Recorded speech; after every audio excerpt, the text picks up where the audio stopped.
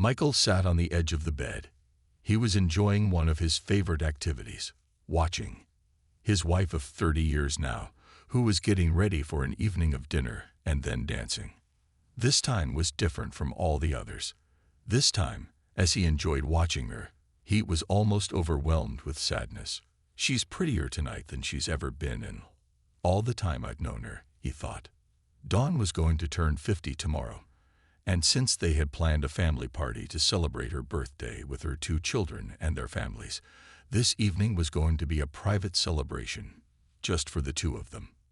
As she sat at the dressing table, he deliberately looked over her face and body. She's still good, he reflected. Gorgeous hair, beautiful face, and the same trim figure she's worked so hard to maintain over the years. And don't forget that wonderfully shaped ass she teases me with all the time.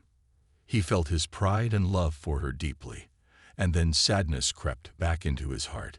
He was a practical guy. He prided himself on his analytical skills. If there was a problem, especially at work, he was the person to go to for an answer. It might not be the quickest answer, but you could rely on the fact that it would be the most logical and well-thought-out answer.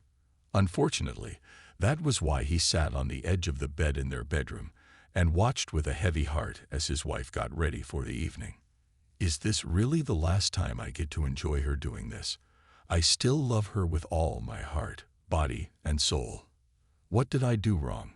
Why couldn't I have seen this coming in time to do something about it? Am I right? Do I really know her?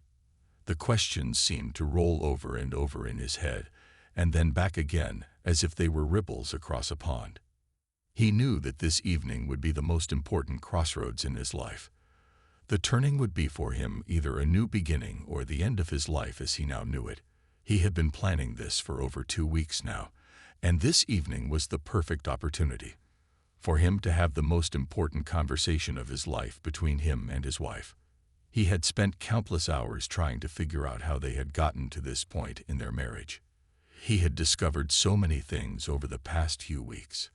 As his thoughts became clearer, there were more and more signs that clearly indicated that maybe they weren't the couple everyone thought they were. Again, he regretfully listed them carefully in his mind to see if perhaps he had missed something or even misunderstood what he had done. For months, I'm not sure exactly when it started, she was distant and distracted beside me. Looking back, I realized that our sex life had slowly but steadily declined to the point of disappearing. Then there were moments when she overreacted to something minor I did wrong and royally trashed me. The moments when she was clearly lying about where she was and who she was with were particularly disturbing. Charging her credit card for dinner for 2 at Jolly's restaurant that night, when I knew I wasn't with her, was a clear signal to me that maybe I wasn't the only one she was thinking about. However, the last 2 weeks had been a period where my suspicions became even more real. Just in the blink of an eye she changed. She is now attentive to my every word and need. Now she seems eager to make love at every opportunity. Now she wants to be the wife and companion she hasn't been in so long. What happened this time? It's driving me crazy. I can't understand why she changed all those months ago. And again, I can't understand why she changed again.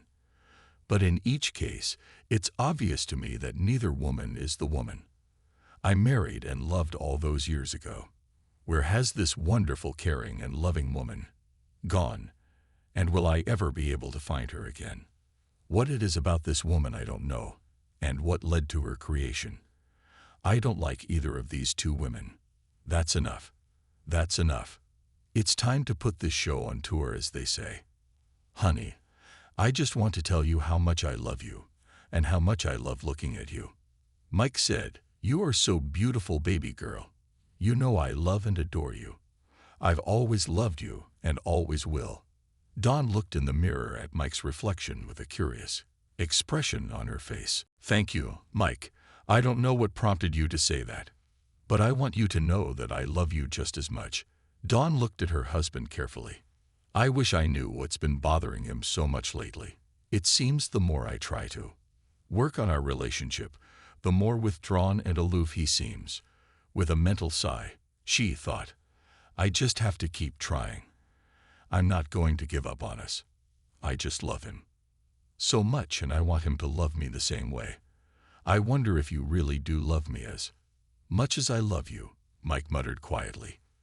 What did you say, Michael? You've been mumbling a lot the last couple weeks. I really want you to speak up. Looking at her face, he said, I wonder if you really love me as much as I love you. The look on her face would have been amused in most other circumstances. The shock of his words left her mouth open, and gulping for air with her mouth, with resentment in her voice, she asked, Why would you say something like that? How could you even think of something like that, let alone say it out loud? Honey, he said, we really need to talk. We have a little time before we leave, and I have something I want to say to you and some questions. I don't need an answer yet, but I definitely want answers before the night is over. Of course you can ask me any questions you want. I have no secrets from you because you are my husband, my soulmate. Michael almost laughed out loud. The tension in his body was so strong that he felt like a wire stretched to its limit. Dawn, I want you to listen to me carefully. I have a number of questions and some statements I want you to listen to, and I don't want any answers right now. I would prefer that you take the time during our night to carefully consider your answers. It will be a difficult quest, but you really need to know that the life of our marriage depends on your truthful answers. Oh shit, he wants a divorce. I had no idea it could go this bad. Dawn gasped, but as her husband had asked, she kept her comments to herself. Michael carefully and methodically went through his questions and statements about his fears that something was seriously wrong with their relationship. First, you basically cut me out of your life for several months. Then for the past 2 weeks you've been acting like you're my slave, and you've been trying your hardest to fulfill my every need, including any need I might desire in our bedroom. Your mood swings were spectacular and completely unpredictable. I've been walking for months as if I were treading a minefield with your emotions ready to explode at the slightest misstep. You've lied to me more than once about where you've been and who you've been, and the final nail in that old coffin of a marriage was paying for dinner for 2. And I'm damn sure I wasn't with you then. So where am I going with this? I think you're having an affair. I think your affair recently ended, and you think you can jump from his bed back into mine. So the questions are 1. Do you want a divorce? 2. Do you love him? 3. How many times and with how many guys have you cheated? 4. Do you want to stay in the marriage? And if so, will you continue to cheat further? And 4. What reason or reasons can you give me to convince me that I want to stay married to you? Dawn just sat there. Michael thought she was showing tremendous control. He did place a great emotional burden on her. Dawn wasn't showing control. She was just at a loss for words. Michael stood up and said, Dawn, finish getting ready and I'll meet you downstairs. We have to hurry or we'll be late for dinner. Somehow she was able to finish her preparations and meet Michael downstairs. Somehow she was able to survive the evening, and after Michael reminded her that he didn't want to discuss his charges any further for the rest of their evening, she was able to almost enjoy the time she had with her husband.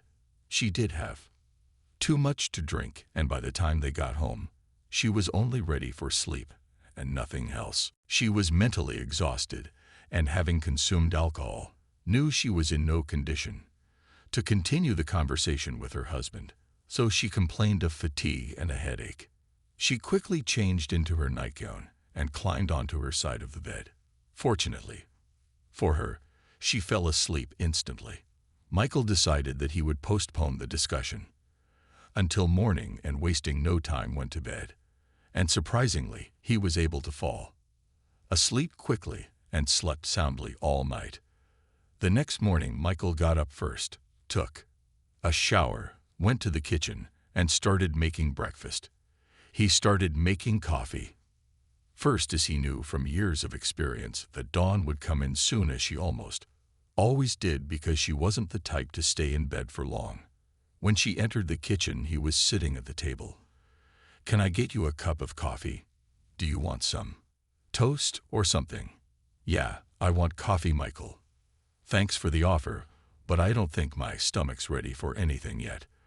Last night, with all that was said and done, and with alcohol on top, my stomach would rather do without breakfast." Dawn. "Last night, it was my turn to get all this crap on the table where we can really figure out where we're going and whether or not we're going to be together. This morning, it's your turn, so I'm giving you the floor, and we'll see what's what." "Michael, I've been thinking a lot about what you said last night. I heard you when you emphasized the importance of truthfulness and candor in my answers. First, I want you to know that you are the only man I have ever loved, and that you are the only man I have ever slept with since our wedding day. I'll try to tell you in the same order you asked as far back as I can remember. No, I never wanted a divorce from you. There is no lurking lover in the background, so I can easily say that I don't love this person who doesn't exist. Again, I've never cheated on you since we got married. So there is no army of men I've slept with to confess to you. I want to stay married to you more than life itself, and I will remain faithful to you until death.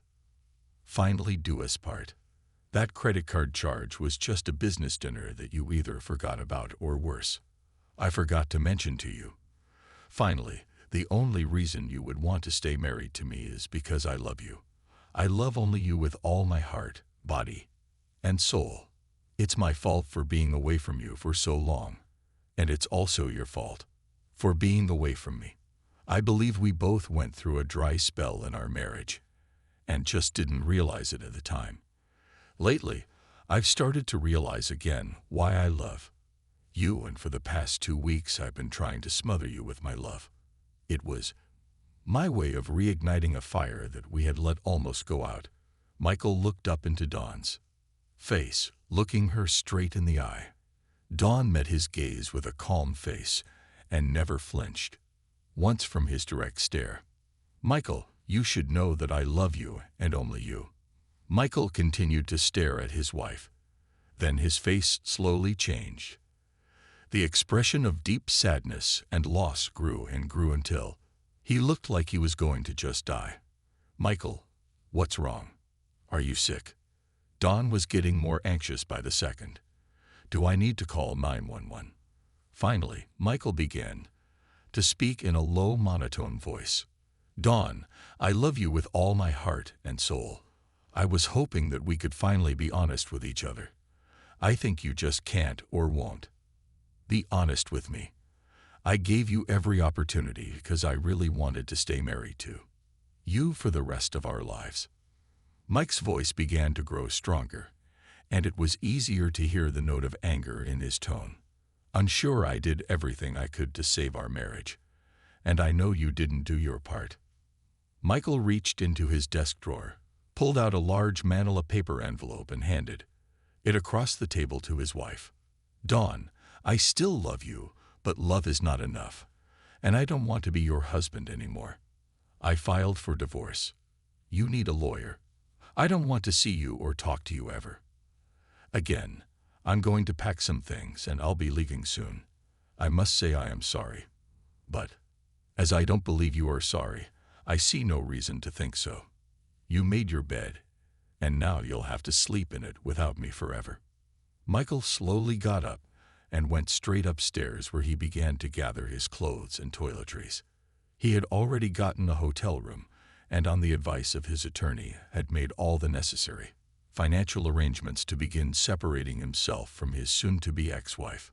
Dawn didn't realize what was happening. She was so stunned by Michael's words and actions that she was unable to act. She just sat at the kitchen table while Michael packed his things. When he left, she continued to sit motionless at the table for almost an hour. Finally, she managed to drag the dreaded envelope to her. She opened the flap and pulled out papers that clearly spelled out the end of her life with Michael. Why didn't he believe me? Why did he think such a terrible thing about me? I know we can work this out, but he didn't even give us a chance. Dawn looked at the paper without reading it, and then noticed that something was still in the envelope. It looked like a photograph, so she reached in and pulled it out. It was a picture of her making love. The photo clearly showed that she was on the marital bed in her own home. The photo also clearly showed that the man having her was not Michael. A scream escaped her lips. She realized that Michael knew. She thought that she had lied so carefully and so skillfully about her affair with Phil, and that Michael would believe her. She ended the affair and honestly tried to repair the damage to her marriage and her husband. She didn't realize then, as she does now, that the only way to save her marriage was to be sincere and honest. Of course, since she had cheated on her husband, honesty and truthfulness were not among her top personal qualities. The bitterest pill to swallow was that her husband had left and was never coming back. She was sure that Michael would keep his word and that divorce was the only solution he would find acceptable. She was also sure that she had truly lost the only man she had ever truly loved. The final sad fact was that the affair, with all its marvelous sex, had not been worth a single moment of the time she had spent with her husband. She was reminded of her vows at their beautiful, lavish wedding to have and to hold in sickness and in health forsaking all others. It was the final arrow that had plunged into her heart and finally delivered some of the pain her husband had been experiencing these past weeks. This pain couldn't compare to his, but it was the worst pain she had ever felt. She knew she was a cheater. She had cheated on her husband, their children, and their entire family. She would be a cheater now and for the rest of her life. Her whole family looked up to her and saw her as nothing but a whore.